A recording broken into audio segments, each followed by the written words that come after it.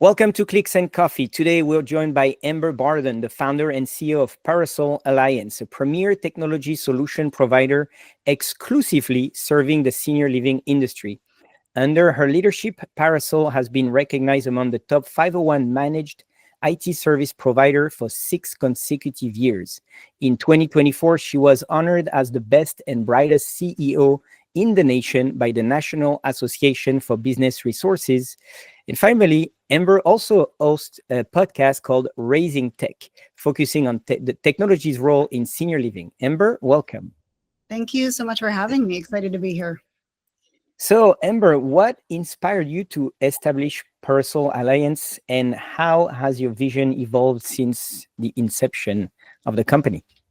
So I've been working in senior living for almost 20 years. I used to work on the provider side. So I worked for a community in the Chicago area for 9 years. And I learned the senior living business inside and out throughout my time there. And what I realized is that technology really needs to be a partner to the business. And there can be conflict sometimes between the IT support and what the business needs. And so I founded Parasol Alliance almost 10 years ago in order to create a company that could look at technology from a holistic perspective, not just from a break fix, my computer isn't working, my password needs to be reset, et cetera. But how do we consider IT from business applications, integration of systems, innovation, technology culture, along with all of what you would think of as the traditional IT components of break fix, network systems, security, et cetera.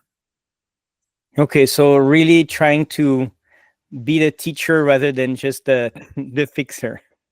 Yeah, I think of it more as a partnership. So I think a lot of other MSPs out there, the traditional MSP business model is break fix, reactive, a low break fix monthly fee with a high consulting rate, trying to push projects and clients that they may or may not need. And we just approach everything from a partnership perspective. So having come from the industry, having worked for a provider, when I started the company, I created a business model that was very specific to solving problems and being an actual partner. So all the decisions that I make as CEO of the company are what's in the best interest of our clients and what is in the best interest of our team. We have an incredible culture. I think, as you mentioned in the introduction, we've won a lot of workplace awards. And my goal, my personal goal, is to be the happiest IT company on the planet. That's a great that's a great goal. And since you focus exclusively on the senior living industry, and I think you were saying also on the nonprofit sector, what unique challenges and opportunities have you encountered in this sector? Well, I think we're in a really interesting time in the industry. And if you've been in the industry for a while, you know that we've been saying for a long time that there's a shift in the age demographics in with who is moving into senior living organizations. And I think we're finally at the point where we're starting to see that. And technology is a really big part of that. One thing that I like to talk a lot about is what is the technology culture at the organization and what is the technology culture at the leadership level? Is the leadership team at the organization thinking about technology? Because a lot of people don't want to think about it. They don't want to talk about it. They don't want to know about it. And they only care about it if it stops working. And so when I'm working with a community or I'm talking to a provider, I ask them, what is your technology culture and what is your technology vision? Because technology is here and there's nothing we can do about it. So your residents are going to start expecting technology. Your staff are expecting technology to work better for them. There's tools out there like AI. There's, sensors and monitors and things we can do to improve the longevity and time period in which people live. And then there's all the day-to-day we have of just how do we manage our emails? How do we manage our systems? Do we have spreadsheets for everything? And I think that leadership has to make a very intentional decision about what are we going to do? Are we going to put together a plan? So we do technology assessments as one of our areas of specialty. Are we going to put together a plan and roadmap? Are we just going to let things continue as they have been? But I think leadership needs to think about this and make a decision and then go from there, because no one expects to spend less money on IT. The cost of IT is only going up. And so it's really important to know what are you trying to accomplish and make decisions from a holistic perspective, looking at technology overall and not just from a break fix or reactive perspective. And what are you seeing that is like the biggest, I would say, new technology thing in senior living that was not there 5 years ago? Well, I think AI is the big one, and you can't really have a conversation about technology today without talking about AI. And we've done a lot of podcasts and webinars and things like that about that. If anybody wants to dive deeper into the topic, but I think the biggest opportunity with AI is efficiency and automation, but also data. So we've had a lack of data in this industry for a long time, with the ability to get our data, with data being in spreadsheets, with having too many different systems that don't talk to each other. So getting data is very difficult because the data fields don't match. So I think the opportunities that providers are going to have to use data to start making data-driven decisions is huge. And then I think on the care side, there are tools out there now that can be installed in every aspect of care that can identify potential health issues and prevent them, and then actually show objective outcomes that you are able to achieve through that. So I think that that's all new and exciting that's coming out. But I think in order to be able to use any of that technology, you have to really build a strong base of technology support and infrastructure before you get to that point. That I agree with you. And so, as I was saying in the introduction, you were recognized as the best and brightest CEO in the nation. And so, what leadership principle do you attribute to this achievement? Because I know you were talking about being the happiest, IT company in the world. So, can you tell us a little bit about how you manage the company, how you lead this company? Yeah, this is one of my favorite topics to talk about. So we are 100% virtual. We have been since day one. We have about 100 employees in 30 states. And I do a whole presentation on workplace culture and specific tactics and engagement strategies and things like that. But at the end of the day, what I think it all comes down to is being available to listen. So one of our most important strategies is we do town hall meetings, and we have mandatory meetings with every single employee twice a year, where we ask, what can we do better? What did we do well, and any other feedback? And then we take all the results and we share them with the entire company and follow up on our action items. So being available and taking the time to sit down as the CEO or top leadership to listen to what people have to say. So I think that availability and then that transparency with what you're not doing well and what you're going to work on and where you're at with that and showing progress. So I think the accountability is the follow-up to that. So there's a lot of different ways you can implement those tactics and those strategies, but I think at the end of the day, those are the things you're trying to get to: is transparency, availability and communication, but then also accountability. That is a pretty good principle that takes humility to accept. It's not easy, and so it makes sense. Pretty impressed with 100 people to be able to meet with every single employee every year, that multiple times a year. It's pretty impressive. So congrats on that. And so the other initiative that you have is that podcast, Raising Tech. So the idea is to educate senior living providers on technology. What really motivated you to start this initiative, and what is your goal really with that podcast? Well, at Parasol Alliance, we have really two primary goals. So we want to grow our company, obviously, and expand our client base. But equally important to us is to educate the industry. So if no one else is being the leader in technology, we're going to step up and fill that role. So I do a lot of speaking events. Other people on our team do a lot of speaking events. We spend a lot of our time that's essentially donated to going to different conferences, different states, meeting with different groups, both in person and remote, doing our podcasts, doing educational sessions, thought leadership, things like that, because there needs to be a voice of what is happening with technology in this industry. And so we have all kinds of topics on the podcast. Not all of it's tech related. We're about to record a podcast about how to do wall-less dementia care that some of our clients are doing. But a lot of it is tech related, and it's just to let people know what's out there in a non-sales way, if they're interested in learning more about a topic. So falls management is a hot topic. AI is a hot topic. But even just basic success stories from our clients, we like to share on the podcast. I also want to mention that we started doing a resident mini series. So once a month, we have a podcast that's just for residents. So we have a Tech at Home program, which is resident support, and we teach classes as part of that program. So we took that content that's just for older adults. So things like, how do I use adaptability options on my iPhone? How do I stay safe from cybersecurity scams? And those are once a month, and they're also on YouTube, so that if older adults want to follow along and watch a PowerPoint about those topics, that's all available as well.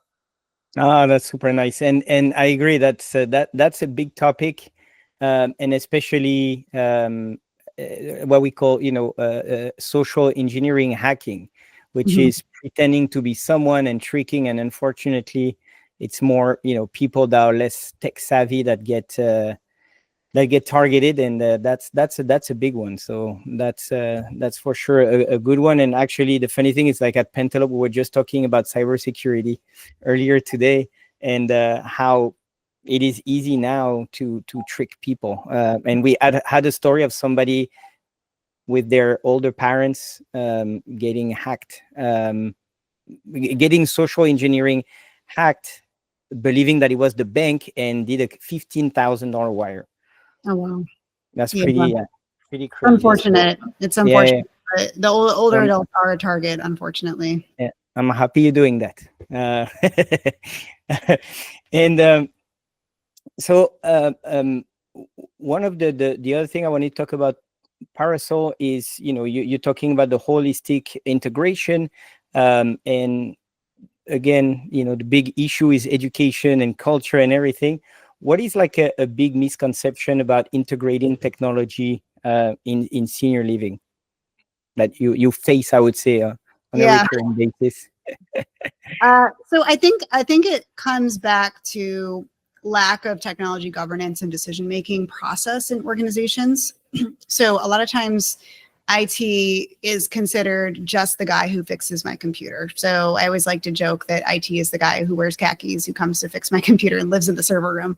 So IT is sort of put in a box that's all that they do, and they're just break fix, and they can update my server, but they can't help me pick the correct system for my HR team or my clinical team or whatever. And so I think that's a mistake. I think the technology needs to be integrated top to bottom in the organization, and you should have the right type of technology resources to help support that. We've done over 120 technology assessments at more than 80 communities. And the number one issue I see at every single site I've been to is business system sprawl or system sprawl. So a department will decide they want a system and they go out and buy it, or they meet somebody at a conference and they go out and buy it. And there's no overall strategic direction on these systems. And no one's checking to make sure that they integrate with what you already have, or if you already have a system that can do that function, because I've seen that quite often too. So I think the biggest challenge is that these things need to be verified and vetted before we just go out and buy a system, and it needs to be understood in the context of the overall strategic framework for technology. And I think the other problem is honestly on the vendor side. A lot of the vendors make it really difficult to integrate. They want to charge a lot for integrations, or they're only looking at their one component of what the technology offering that they have, and they're not thinking about it from a holistic perspective. So I would say it's a call to vendors in the space to step up and figure out how you can be better partners to the clients that you're serving and the software you're selling, because it's issues that every provider has to deal with, and be part of the solution and not part of the problem. And actually, it's funny. There is a company that started a couple of years ago called Seniorlytics. And that's what they're trying to do. Like, instead of just selling the software, they're going to look at your, all of the software that you use for operations. And the idea is to gather all the analytics, integrate, but they don't just sell you the products. They really come and help you integrate and make sure there is the adoption of the technology. Because again, selling is one thing, adopting the technology is another one. And I'm sure you see that also in marketing and sales with CRMs and lead management and all those things. Do you also help senior living communities in that space as well, for I would say, like anything that is sales and marketing technology? Yeah, so we don't sell any software or hardware, but we have done over 1,000 projects with our clients. And a lot of those projects are system selection projects. So we will build a requirements analysis score sheet. We'll help identify let's say is a CRM, like in your example, a client needs a CRM or switch CRMs, or even they have a CRM they're not happy with and they just want to know how to use it better. We have templates built where we will workflow what the system should be able to do, what are the key issues, and then help them go out and select and implement the correct system. But I want to comment on one other thing you mentioned with the analytics tools, because I think going back to my earlier point about lack of integration is that's the solution a lot of organizations are going to, is trying to sit analytics tools on top of their systems to bring them together, which can have different levels of success, because if the systems at the root don't share the same data fields, the analytics can become quickly a black hole that you're putting a lot of time and resources in to get it to work correctly. And then you have to keep hiring people to manage it. So I think we need to have both solutions, if that makes sense. Yeah, no, just to make sure that it works. Yeah. That's really the thing. And as you said, like unfortunately, the more we advance, the more, I would say, work there is, the more data, and we need to do more with less, and we try to be more efficient. So that's always a big one. And since we are a digital marketing agency, I always like to ask a little bit about, on the marketing side, technology. What are you seeing? What are you seeing people doing well? And I'm talking about like also systems and tech. And what do you see that people are doing well, and what do you see that needs improvement on that front? I think I think there's a couple of parts when it comes to sales and marketing, and we've done a couple of podcasts about this as well. I think, first of all, we're moving into an environment where people are used to buying everything online. And so definitely, if you don't have virtual tour software, or your website can't walk people through what you're selling online, that's something to add, because that software is all out there and available. And I know it's, when I talk to senior living communities about this, they're very scared of that, because everything is so person centered, and getting the potential resident or family member in for a tour, that physical presence. But that's changing, because everybody wants to do everything online today. And we're either in a scenario today, or we will be soon, where a family member living in California will want to go ahead and purchase a unit or a place at a senior living community that lives in another state. And so to have those tools available, I think is a good start. I think that, this is probably more your area of expertise than mine, but the move towards like video-based marketing and tools that you can use for that, to just reach a different type of audience. So there's senior living specific tools out there for that. Of course, your CRM, your basic system, needs to be set up correctly to be integrated to flow into your EMR, your property management system correctly, and to have that data go back and forth. And then another tool that I like to mention from a sales and marketing perspective is there's software out there that can help you manage unit turnover. So let's say you're doing a tour with a resident, and they want to change the paint color or the cabinets or whatever. You can bring up those options on a tablet and have them select what they're interested in, and actually see what it would look like in the room, and then automatically send that to maintenance or whoever's doing the renovation. And I know that can be a paper-based process that can be really time-consuming without having a tool like that. Wow, that I did not hear about that. That sounds really cool. Is it like virtual reality, or it would be just these are the options that you can get? If you sign today, I can just send the order to the maintenance, and it will be ready in like 2 weeks. I think there's different kinds of software that can do different levels of that. Yeah, to actually show you what it looks like versus just be able to see the options. That is a pretty good conversion tool, because right there and then I just click on a button. If we agree today, I click and I get the room as customized for you. That is pretty cool. And so how do you keep up with all of the changes and because I've been talking to you, and like every answer is like the latest and greatest, or all the technology that people, I would say, will start adopting. How do you keep up with all those things, and where do you get? Because I'm sure that it's not just by going to the conferences in senior living that you're gonna get all the info on the latest technology. So how do you keep up with all of those new ideas? That's a good question. So we at Parasol Alliance, we don't really have do any sales. We don't have a sales team. We don't have any salespeople. We have a chief growth officer, and we have a focus on partnership and building our relationships in the industry. So we do that really well. Myself and my chief growth officer individually each have a very wide network. So we're constantly having people referred to us, having people reach out to us. We're having people on our podcast. We're having clients refer us. We're having partners refer us. We connect with other senior living industry specific vendors like accounting firms, attorneys, Ziegler, those types of organizations. So, I think senior living, and this may be true in other industries, but everybody knows each other. It's all who you know. And I think that we really have leaned into that to really leverage our connections and our network to try to stay up to date as much as possible. But, we're always looking for new information and new vendors and partners that we can share with our clients and on our other platforms. And whenever, so let's say that, somebody comes with new technology that sounds pretty cool and you feel that you could have a bunch of clients that would benefit from that. How do you go on the vetting process? Are you quick to dive in new technology, or how do you vet technology before presenting it? Yeah, so we have a partner library that we have internally, and I think we're going to try to make it public at some point. But basically, our partner library lists out every technology that we're aware of and who are the vendors that can provide that technology. So we have a list of all the CRMs we know about and the point of sales and AI tools and robotics and things like that. And so our client service manager team is aware of that partner library, and we hold IT steering committees 4 times a year at all of our client sites. So we're meeting with our clients, we're letting them know what we've heard about. We have a technology roadmap we're working against. So we don't necessarily go out and vet new technology unless the client has a need for it, but we have a library of what's out there. And then let's say a client does want a technology that they don't have, like let's just say falls management, because that's kind of a hot topic right now. So we will, like I mentioned earlier, we will workflow the requirements analysis, including all the integrations. We will do a request for proposal on their behalf, and then we will score sheet the different vendor responses to see how well they can meet their needs and do a high level cost analysis and work through the selection process with them.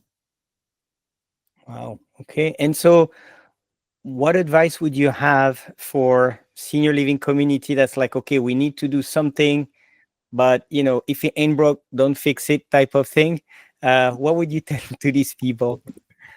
Well, I think unless leadership is excited about the opportunities with technology and they're on board, nothing is going to change. You cannot move forward with technology change without leadership buy-in and support. So I'll just start with that. That being said, if an organization is interested in that, so one of our areas of specialty is doing these technology assessments, which I mentioned earlier. So we've done over 120 of them at more than 85 communities all across the US and in the UK. And so what we do is we do a comprehensive overview of technology, from technology operations, all the business applications, network systems, security, low voltage systems, so nurse call door access cameras, resident technology, and innovation. And so we assess where an organization is with all of those components, and then we roadmap for them going out for 3 years, all the projects they need to do across all of those technology areas by priority with an estimated budget. So if someone really doesn't know where to start, I think this is just an invaluable tool, because IT is expensive. It costs a lot of time, of resources, it costs a lot of money, and it can cost those things whether you're implementing it or you do it incorrectly. What costs more than doing an IT integration, doing a bad IT integration and redoing it? Yes. Yeah. So I think that, start creating that roadmap, understanding where your pain points are and how to move forward is really the first step. And then you can decide what resources you need to actually execute that roadmap. Yeah, no, for sure. And I think that planning before executing, especially on those critical, I would say, operation part of the business is a very good thing. So anybody that has questions or is curious about what to do, you can call Amber and do that assessment first before trying new things. And looking ahead at the next couple of years, we've seen in the last 6 months things are evolving pretty rapidly now in our industry and technology. And so what are the things that makes you the most excited or hopeful about the future in senior living, and what are the things that stress you the most for the future? Well, I think the things that I'm most excited about is the technology that's out there to live longer and healthier, because everybody wants that. Maybe you think you don't really need to worry about that today, but as we get older, the technology that's available today and the technology that probably isn't even out yet that can help detect potential issues, help plan for potential issues, and just extend our lives is exciting. And the way we're going to see that applied and the way it's going to become part of day-to-day life. So that, and then the other thing I mentioned earlier, that what we can start to do with data, because that's been a big gap for a long time. So I'm excited about those two things especially, but I think that goes hand in hand with what I'm worried about the most, is that organizations aren't ready for this. And they're jumping straight to technology like this without having the infrastructure or the back end build up that they need to be successful with these. Because if the clinical person is making a decision to go out and buy a monitoring system, but you don't have Wi-Fi that it's going to run on, you're going to spend a lot of time and money and a lot of frustration. You're going to announce this big launch with your staff and residents. Everybody's going to be excited, and then it's not going to work. And then people will have technology trust issues with, leadership goes out and buy this and then it doesn't work. And so I think the biggest thing to be able to prepare for these exciting advancements that we're going to see is to make sure that you're doing it intentionally, and that you understand what all the steps are along the way. Another example with the analytics and the AI is, again, getting your data into your system so that you can pull it out effectively and be able to have data that actually makes sense and you can use. Yeah. That is it's funny because usually a lot of people that we talked about what's scaring you, it's always like technology or AI, but it's a very interesting response of right now we're seeing so many things coming online, and it's like people getting overwhelmed and trying things without, as you said, doing it intentionally. So that is going to be a big one of making sure that we get a solid base and not just piling on stuff that people get lost and just not do anything about it. No, Amber, it was truly amazing having you on the podcast. I'm super excited that the senior living community has you and your company as a resource, because it's not everybody that truly does things on a holistic approach and really thinking about how the company functions with technology, and just do their one little thing on their corner, and then that's kind of it. Like, this is what I do. Do you want my service? Yes, no. And then you come and really show people. So congrats. I really do wish you all the best, and we'll put in the description all of your contacts, all of your email, videos, and link to your website and how to contact you. Fabulous. Thank you so much for having me.